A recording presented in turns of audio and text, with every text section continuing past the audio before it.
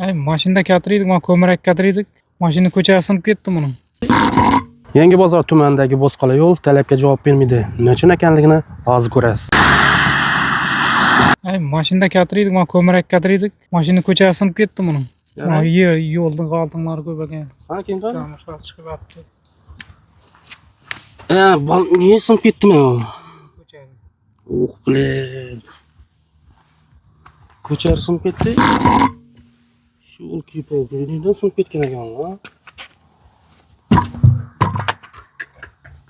Nima qiltirdingizlar? Ko'mir.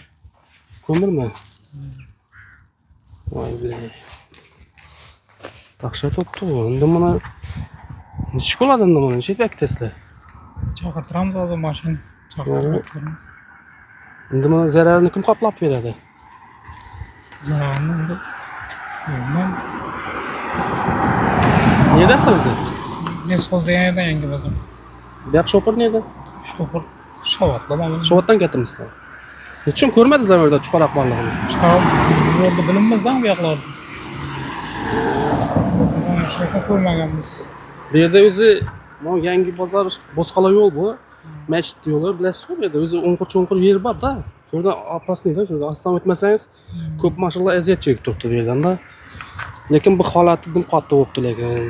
Xo'sh, ko'rgan bo'lsangizlar, shovatdan bir mehmonlarimiz keltirgan yo'lda diskasi chiqib ketib sinibdi. Hozir sizlarga holatni ko'rsatib o'taman. No gap bo'lganini nerdan, no gap tushuntirib o'taman.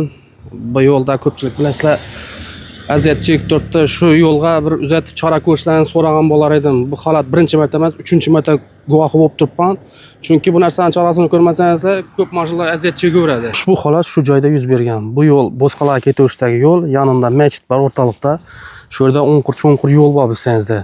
Shu yo'l ko'p odamni aziyat chektirib turibdi. Mashinalar ishtib, balonlar sinib xarob bo'lib turibdi. Bir minutga mumkinmi? Yaxshimisiz? Assalomu alaykum. Bu yo'lda yurasizmi? Havo yerga yuraman shu yerda. Ahvoli yomon bu yo'lda. Ahvoli yomon, o'nqir-cho'nqirlar yetish kerak bu yo'llarda. Balonlarga qonga qaradi bu yo'llar. Ishingiz yetmadimi balonlarni? Endi asta o'tamiz, iloji yo'q. Yetish kerak bu yo'llarni saqlash kerak. Endi bir Nexia xarob bo'libdi. Ko'rdim, sinib ketdi. Nurkallaga tushib, chuqaloqqa yamog'iga tushib ketdi. Sizcha zararni kim qoplaydi endi shuni? Endi zararni bilmayman kim qoplab berishini buni endi. Ichra bola qiynalib turib, Shovatdan keltir ekan yangi bozorga-da. Ahvoli yomon, o'ylab yotdi, bir remont etib bersalar yaxshi bo'ladi bu yo'llarni. Balonlarni yeb tashlaydi bu. Yaxshi emas-da yo'l idorani boshlig'i bir shuni qarab yoqlarni ko'rib bersa zo'r bo'ladi. E'tibor qilsa.